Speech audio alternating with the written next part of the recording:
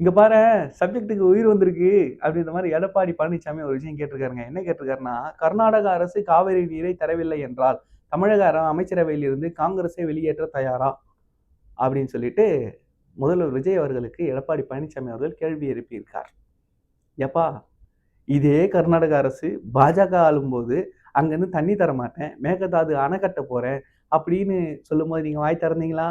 அதே மாதிரி இவருடைய பங்காளி ஒருத்தர் இருக்காப்புல உதயநிதி ஸ்டாலின், அவர் என்ன சொல்லியிருக்காரு தெரியல, எம்எல்ஏக்களை விலைக்கு வாங்கும் வேலையை நிறுத்திவிட்டு கொஞ்சம் விவசாயிகள் பிரச்சனையில் ஆர்வம் செலுத்த வேண்டுமா, காவிரி நீர் பிரச்சனையில ஆர்வம் செலுத்த வேண்டுமா. யார் சொல்றது பாத்தீங்களா? நம்ம உதயநிதி ஸ்டாலின். இவங்க 2 பேரும் எப்படி கொஞ்சி கொலாவுனாங்க இதுக்கு முன்னாடி தேர்தல் பிரச்சாரங்கள்ல நம்ம பார்த்தோம். ஆனா இப்ப பாருங்களேன் 2 பேரும் ஒரே கோர்ட்ல, அதுவும் ஆளுநர்கிட்ட கம்ப்ளைண்ட் கொடுக்க போனாலும் பாஜக, திமுக, அதிமுக எல்லாம் நேர்கோட்டில் போய் ஒரே கார்ல போய் ஒரே ஜங்ஷன்ல பல வழிகளில் பிரிந்து கொண்ட ஆடுகள் ஒரே நேர்கோட்டில் வந்து முட்டி கொண்டன அப்படின்ற மாதிரி எல்லாரும் ஒரே இடத்துல வந்துட்டு ஒரே மேட்டர் பேசிக்கிட்டு இருக்காங்க.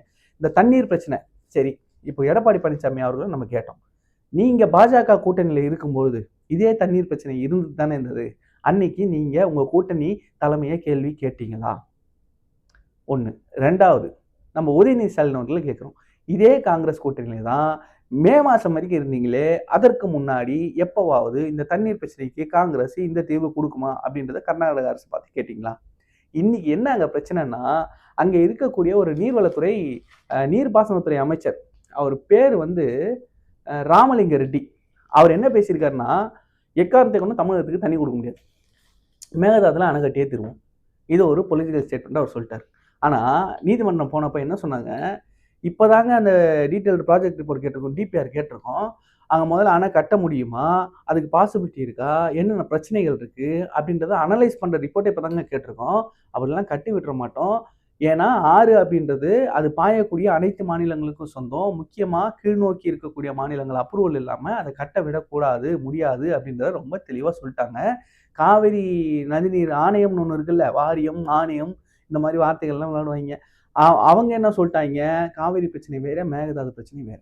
அந்த இடத்துல நம்ம சொன்னதுதான், மேகதாது தனி பிரச்சனை, அதை பத்தி தனியா பேசுவோம். நீங்க எங்களுக்கு நீதிமன்றம் சொன்ன மாதிரி எங்களுக்கு நீர் பங்கீர்வை ஜூன் மாசம் கொடுக்க வேண்டியதை கொடுக்கணும், ஜூலை மாசம் கொடுக்க வேண்டியதை கொடுக்கணும்னு சண்டை போட்டுட்டு தான் இருக்காங்க. நீங்க ஆட்சியில் இருக்கும்போது சண்டை போட்டதை விட ரொம்ப தெளிவா ரொம்ப அருமையா தாவேக அரசு சண்டை போட்டு நீரை பெற்றுக்கொண்டு இருக்கிறது. அதுதான் உண்மை.